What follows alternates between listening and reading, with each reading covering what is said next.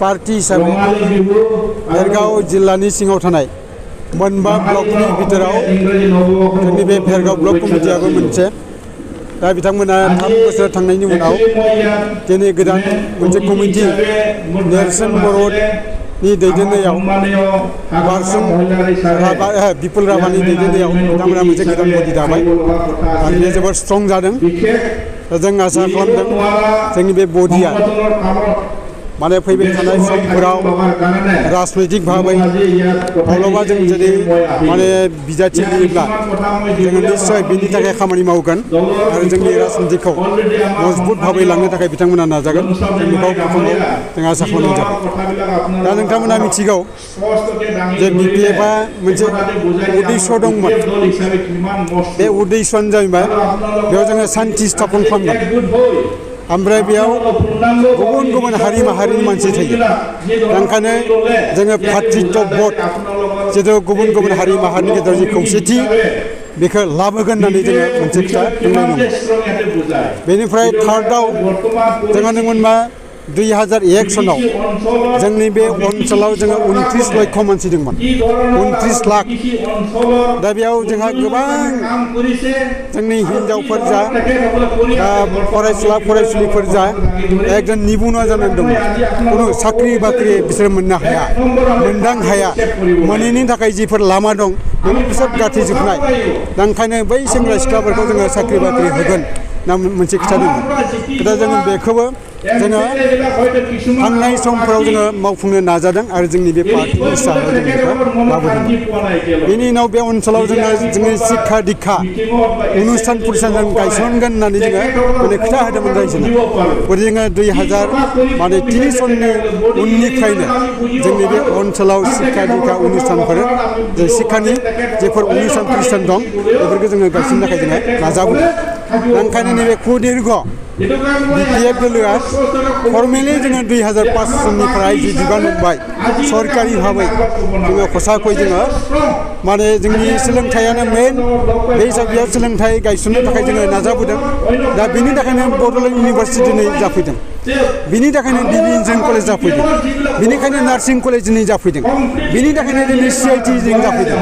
दा ओंखायनो जोंनि बे ओनसोलनि छात्र छात्रीफ्रा दिनै स्र' बे इउनिभारसिटिफ्राव थांना फरायहैदों CITआव फरायहैदों एमटेक बिटेकनि थाखाय इन्जिनियारिं कलेजाव फरायहैदों माखासे मानसिफ्रा नार्सिं कलेजाव थांदों फरायनो थाखाय माने जोंनि फरायसुलिफ्रा गतिके बेफोराव फरायनानै दिनै गोबां मानसिया साख्रि बाख्रि मोननो हादों।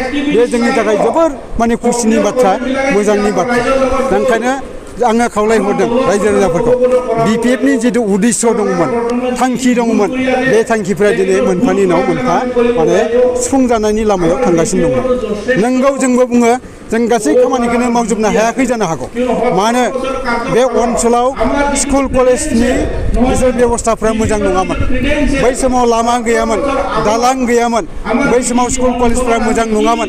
गतिके जोङो लामा बानायनांदों दलं बानायनांदों मेडिकेल हस्पिटालखौ जोङो बानायनांदों। गतिके बेनि थाखाय जोंनो सम नांदों आरो बै समाव जोङो मोनफ्रोमबो डिपार्टमेन्टखौ आसामनिफ्राय लाबोनांनायाव आरो बेफोर अफिसफोराव पस्ट क्रिएसन खालामनांगौ जानायनि थाखाय एसे सम लादों बियो नंगौ। होमब्लाबो जोङो बै समाव जोंनि जि मावनो गोनां बे मावनो गोनांफोरखौ मावजोबनानै आं दानि होननाय बादि बे ओनसोलाव जोङो शिक्षाखौ जोङो मोजां गायसनगोन अनुष्ठान प्रतिष्ठानफोरखौ जोङो गायसनगोन ओमफ्राय साफ्रोमबो जाथि गुसिनि मानसिफ्रा बेयाव जाहाथे खान्थियै थानो हायो बेनि थाखाय जों खामानि मावगोन। बेफोरो थांनाय बे माने 15 बोसोर 16 बोसोराव लासै लासै बेयो जाफुंनायनि लामायाव फैदों। दिनै आं सोंदों दिनै UPPLआ रायजो राजानि सिगाङाव मोनसे खोथा होनानै बिथांमोनहा बुंदोंमोन जे जोङो बेयाव थानाय जिमानखिनि निबुना दं 1 भट 1 जब ना बिथांमोनहा बुंदोंमोन। गतिके दिनै 1 भट 1 जबआ कारजकरि जादोंना जायाखै दाखालि बय एसेम्बलि जलांबाय बे एसेम्बलिनि रिपर्ट मथे दिनैसिम बिथांमोना सासेबो एपइन्टमेन्ट होनो हायाखै।